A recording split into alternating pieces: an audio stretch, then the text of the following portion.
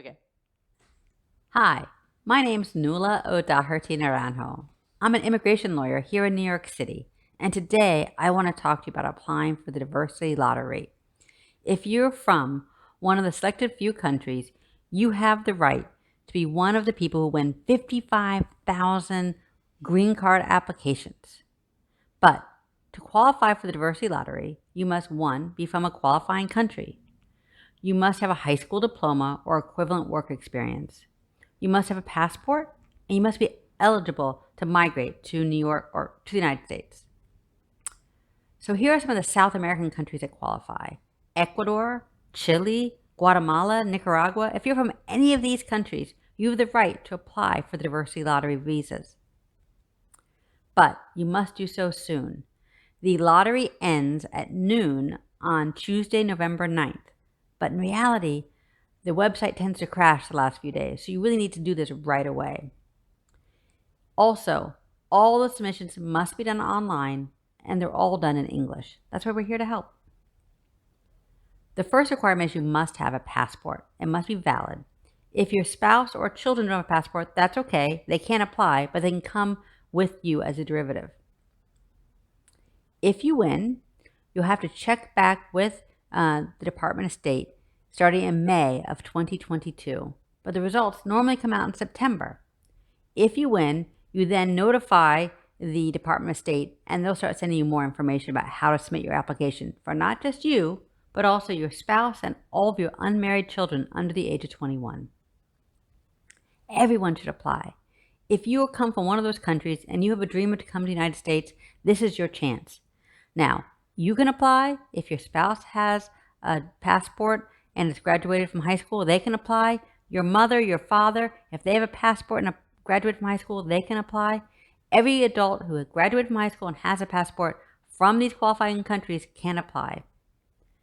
Remember, every winner must be eligible for permanent residence. So if you have a serious criminal conviction in your home country, or you previously overstayed a visa or were deported from the United States, you won't be able to qualify. If you're already in the United States, you probably can't qualify. If you've lived in the United States out of status for more than a year, the government bars any new entry for 10 years.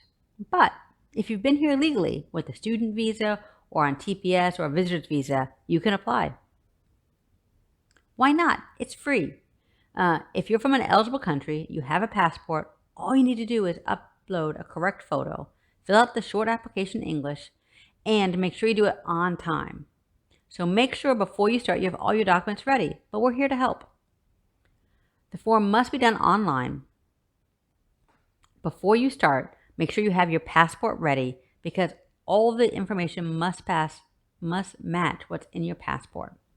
Also, make sure you have the exact city you were born in, your passport number, and an email address that you use and check regularly.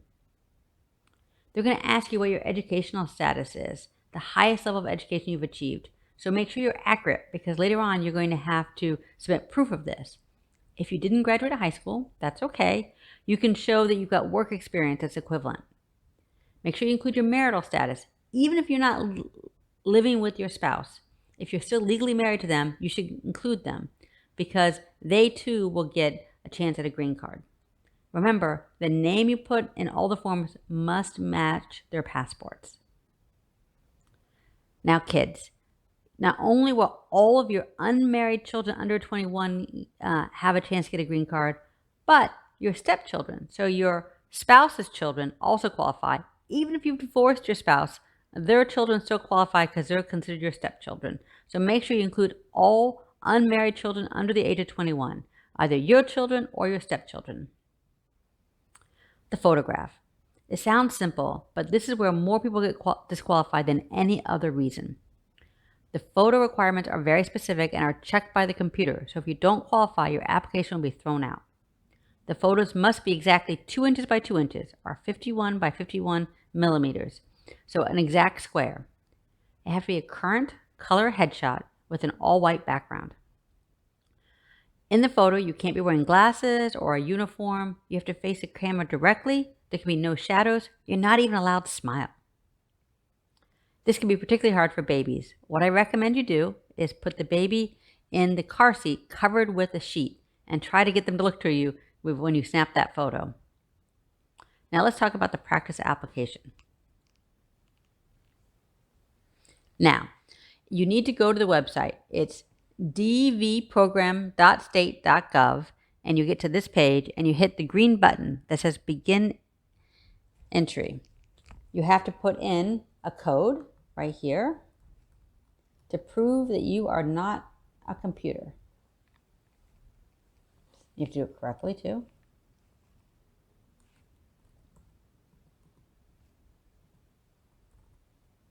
And hit submit. Then you type in your name, last name, first name, maybe they have no middle name, and your date of birth.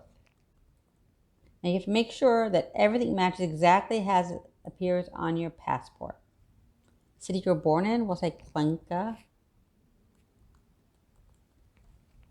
Ecuador. Then again for your passport, the same exact way it's printed on your passport. We said no middle name, the passport number, which you can find in the passport, the passport expiration date to make sure it's going to be valid from when the visa comes in. If it expires, that's fine. You'll get a new passport, but you need to show when this passport is valid until. The country of issuance, that's usually a country you're born in. All right, photograph. You have to choose the photo. So this is going to be the photo of the applicant, Jane Doe. And I have a separate video explaining exactly how you make sure the photo is correct. Next, in care of. If you come from a country where you don't have regular mail service, you can use a friend or relative in the United States to receive your mail. So here, I'm going to put myself, that I'll accept the mail.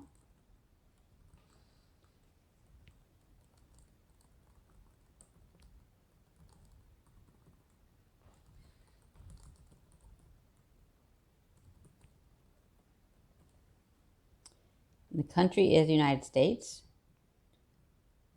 Now they'll ask you specifically though, where are you living now? So the applicant's living in Ecuador, but they're going to get the mail here. The phone number is optional. And again, now I'm going to ask for an email address. You want to make sure this is an email that you check regularly. And then you can ask to confirm it.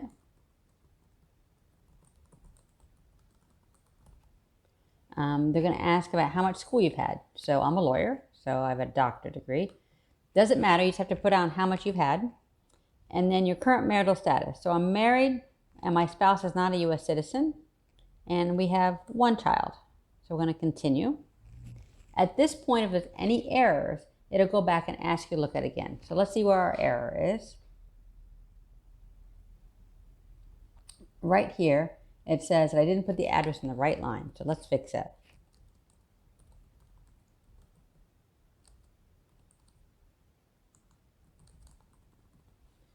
And I'll take away this. But if there's an error, it won't let you continue and it'll show up in red. So now we're going to continue. And now it's going to ask about what they call derivatives. This is your spouse. So this is John Doe. He also has no middle name. And his date of birth, we'll make him born on Christmas. He's male. He was also born in Cuenca, in Ecuador. And again, we're going to have to upload a photo. So here's the photo. And now they're asking about the children. So this is going to be Sally Doe. Again, no middle name. She was also born on Christmas, we'll say.